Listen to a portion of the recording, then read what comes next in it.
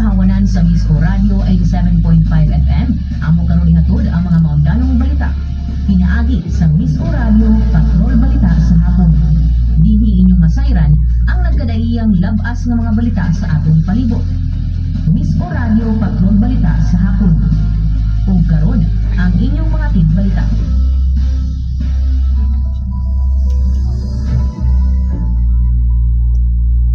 Maayong hapon, Misamis Oriental, tibok nasud, ingon man tibok kalibutan, nga naabot sa atong sibiyahan.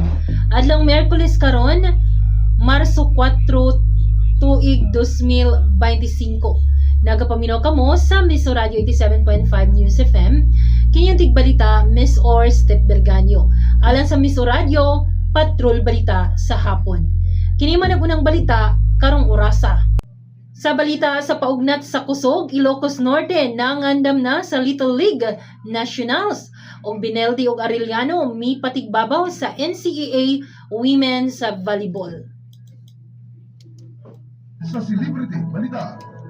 Instagram page ni Andrea Brillantes, gihak o Maxen Magalona na stranded sa Dubai. Alam sa balita sa negosyo. Globe at Home gilansad ang Home AI o 24-hour service guarantee. Samtang presyo sa petrolyo posibleng musaka og 10 pesos tungod sa gyera. Sa balita, kawas sa nasud. Liderato sa Iran gitumong sa bagong airstrike sumala ni Trump og Kaufman nagbisikleta gikan sa prisuan human gibisita si Duterte sa The Hague.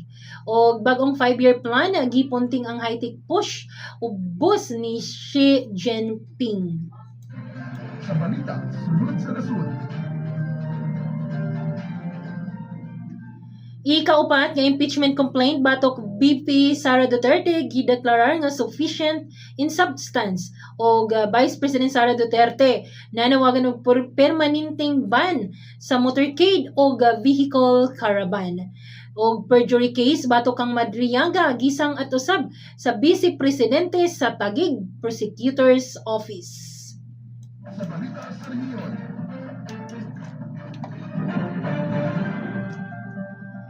CCRO Valencia City giila isip second place outstanding local civil registry office sa Bukidnon og Operation Evergreen sa Mambahaw Camiguin gisugdan.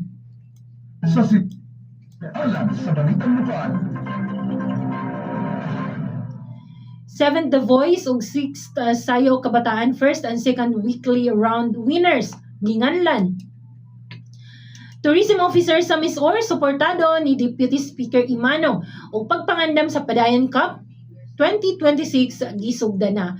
Ug dugang balitang lokal, LGU Magsaysay nagpahigayon og program implementation review. Sa pulis, balita. Chopper nga nahagsa sa Rizal, duha patay, tulo ang samaran ug kapin 338,000 pesos nga mineral ores nasakmit sa upol. Og 12 anyos nga bata gilabay og bato, patay. Atangi ang mga detalye niini sa atong pagbalik umay sa pahinumdom.